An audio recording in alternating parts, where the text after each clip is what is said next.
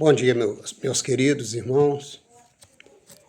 Vamos dar continuidade ao nosso devocional e estamos meditando no livro de Paulo aos Romanos e nós hoje vamos ler o capítulo 7. Vamos lê-lo então, na nossa meditação. Capítulo 7, versículo 1. Meus irmãos, falo a vocês como a pessoas que conhecem a lei. Acaso vocês não sabem que a lei tem autoridade sobre alguém apenas enquanto ele vive? Por exemplo, pela lei, a mulher casada está ligada ao seu marido, enquanto ele estiver vivo. Mas se o marido morrer, ela estará livre da lei do casamento. Por isso, se ela se casar com outro homem enquanto seu marido ainda estiver vivo, será considerada adúltera. Mas se o marido morrer, ela estará livre daquela lei. E mesmo que venha se casar com outro homem, não será adúltera. Assim, meus irmãos, vocês também morreram para a lei, por meio do corpo de Cristo, para pertencerem a outro, àquele que ressuscitou dos mortos, a fim de que venhamos a dar frutos para Deus. Pois quando éramos controlados pela carne, as paixões pecaminosas, despertadas pela lei, atuavam em nosso corpo, de forma que dávamos fruto para a morte. Mas agora, morrendo para aquilo que antes nos prendia, fomos libertados da lei, para que sirvamos conforme o novo modo do Espírito, e não segundo a velha forma da lei escrita. Que diríamos então? A lei é pecado? De maneira nenhuma. De fato, eu não saberia o que é pecado, a não ser por meio da lei. Pois, na realidade, eu não saberia o que é cobiça se a lei não dissesse não cobiçarás. Então, a lei, ela tem um poder muito grande de nos mostrar o pecado, de apontar o pecado. Entende? Vamos continuar. Mas o pecado, aproveitando a oportunidade dada pelo mandamento, produziu em mim todo tipo de desejo cobiçoso. Pois sem lei, o pecado estava morto. Antes eu vivia sem a lei, mas quando os mandamentos veio, o pecado reviveu e eu morri. Se você não souber uma lei, se você não chegar ao conhecimento de algo que você está fazendo, se você não tiver o conhecimento de que aquilo está errado, não tem como cobrar de você.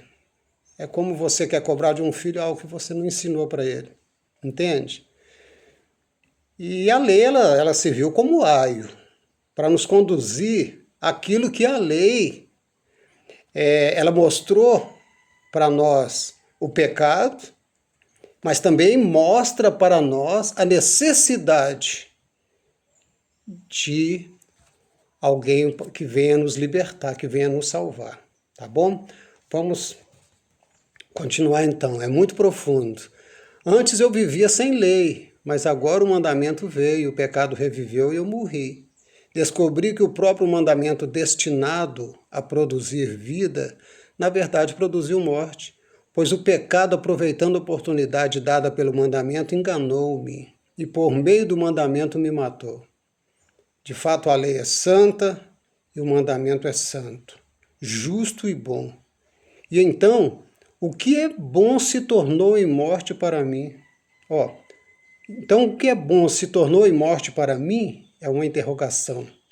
De maneira nenhuma, mas para que o pecado se mostrasse como pecado, ele produziu morte em mim por meio do que era bom, de modo que, por meio do mandamento, ele se mostrasse extremamente pecaminoso. Sabemos que a lei é espiritual. Contudo, o meu ser, contudo, não sou. pois fui vendido como escravo ao pecado. Olha só. Se eu fui vendido como escravo, então eu sou servo do pecado. Vendido como escravo ao pecado. Não entendo o que faço, pois não faço o que desejo, mas o que eu odeio. E se faço o que não desejo, admito que a lei é boa. Nesse caso, não sou mais eu quem o faz, mas o pecado que habita em mim. Sei que nada de bom habita em mim, isto é, em minha carne, porque tenho o desejo de fazer o que é bom, mas não consigo realizá-lo. Eu tenho o desejo de fazer sempre o bem, mas o mal que está em mim é que eu sempre pratico. Isso faz nós, como cristãos, sofrer muito, tá? Pois o que faço não é o bem que desejo, mas o mal que não quero fazer, esse eu continuo fazendo. Ora, se faço o que não quero, já não sou eu quem o faz, mas o pecado que habita em mim. Assim encontro essa lei que atua em mim. Quando quero fazer o bem, o mal está junto de mim. No íntimo do meu ser, tenho prazer na lei de Deus. Mas vejo outra lei atuando nos membros do meu corpo, guerreando contra a lei da minha mente, tornando-me prisioneiro da lei do pecado, que atua em meus membros. Olha só o que Paulo diz: miserável homem que sou. Puxa vida. Quem me libertará do corpo dessa morte?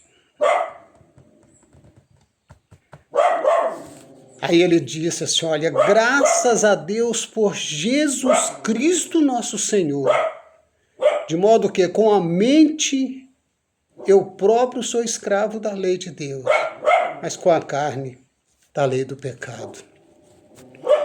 Deixa eu dizer para você, Paulo ele está mostrando aqui para nós que nós estamos numa batalha espiritual contra o pecado.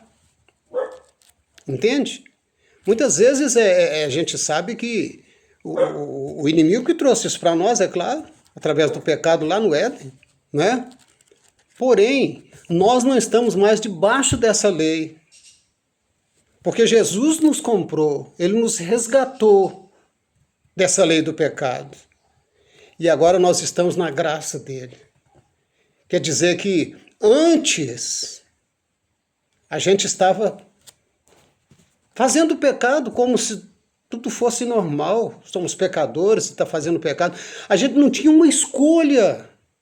Hoje não, hoje nós somos libertos por Jesus. Jesus que morreu lá na cruz do Calvário e nos dá a liberdade de optar, de escolher, de decidir o que nós queremos. Se nós queremos pecar, nós queremos ficar na santidade. Mas essa carne guerreia contra o espírito e o espírito contra a carne. É como dois animais que estivessem dentro de nós. Eles guerreando um com o outro. Pastor, então, o que eu faço se você tiver dois animais na sua casa e tiver de soltá-los daqui a um mês para uma batalha?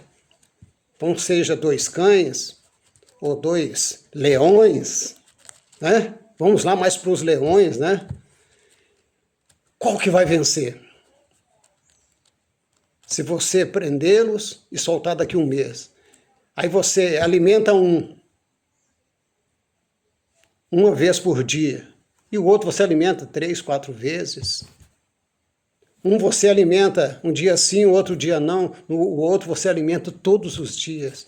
No final você vai soltar. Qual que vai vencer? Eu te falo. Aquele que estiver mais forte. Tá?